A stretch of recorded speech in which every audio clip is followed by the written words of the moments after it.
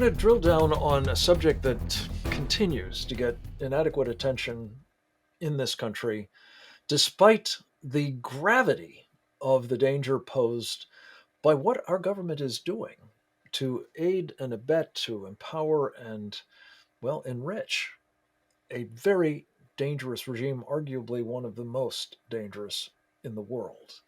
That would be the Islamic Republic of Iran's revolutionary ayatollahs and their Revolutionary Guard Corps.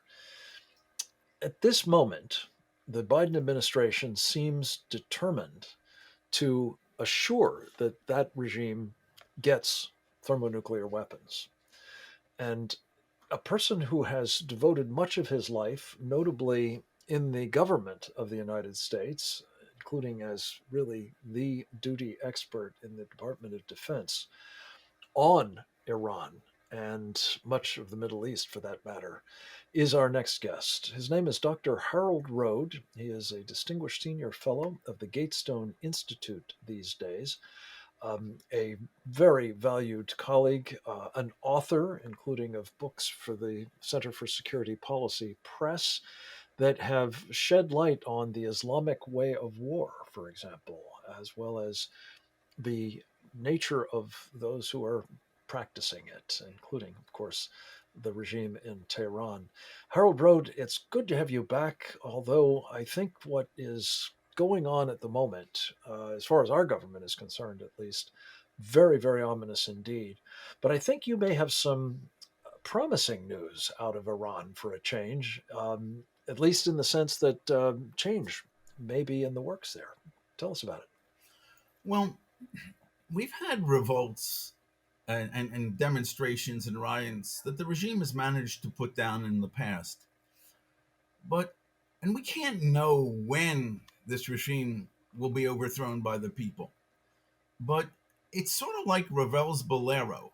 What happens is you go up to a point in the music, you keep getting higher and higher, it plateaus, maybe it goes down a bit and keeps going up and up and up, and you don't know when it's going to boom go over the top. So I can't. But you think that Well, things are something's building happening. in that Oh direction? yes, absolutely, Wow. absolutely. Give And us some of the evidence of it, Harold, other than sure. people, you know, expressing their upset in various public ways. What are the most important as you see it? First of all, there are massive riots all over the country. And the regime has tried to keep it local by shutting off the internet. Hmm. But it's not local because you know that from the slogans that they're yelling. There, for example, have been serious riots. And you use In that term advisedly, I assume. It's not just demonstrations. You're talking about people Yes, violently engaging in actions against the government, the regime, the authorities. you know that by the slogans that they're yelling. For example, the supreme leader, the Führer of Iran, Khomeini, they're saying he's a murderer. His regime is illegitimate. In the past, it was just down with Khomeini, but to call him a murderer, in Iran, to go against, could you imagine people yelling out against Hitler in Germany? No Hmm. way. It'd be the end of them, and very painfully so. Right. Look, in the last year or so, there have been 300 executions that we know about. Now, that means there were more that we don't know about.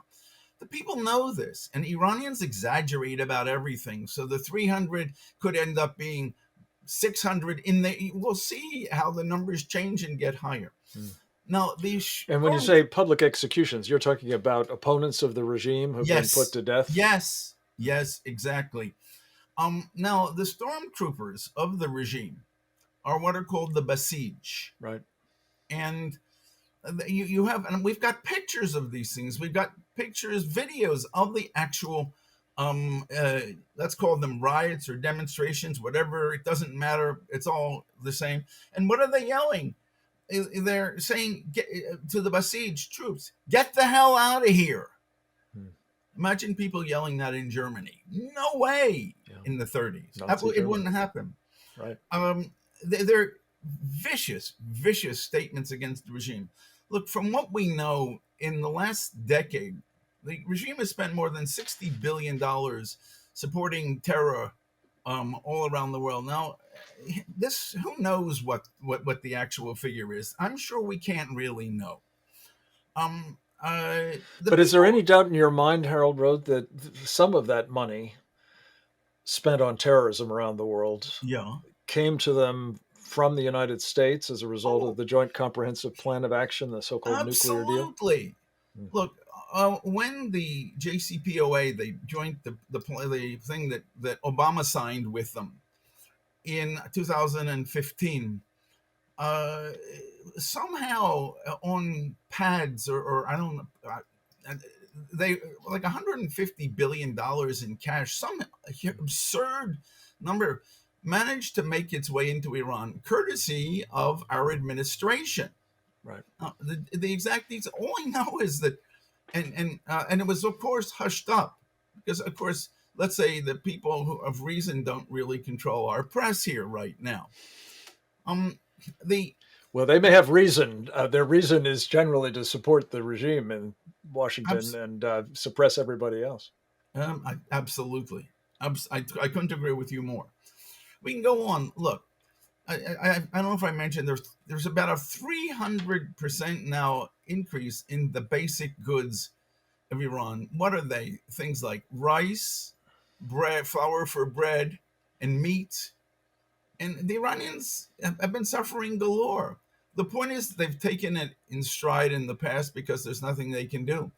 But the regime knows, and the people knows that in mass numbers they can be enormously dangerous. It's not Yes. only that they overthrew the Shah, but all throughout the Middle East, the regimes do their damnedest.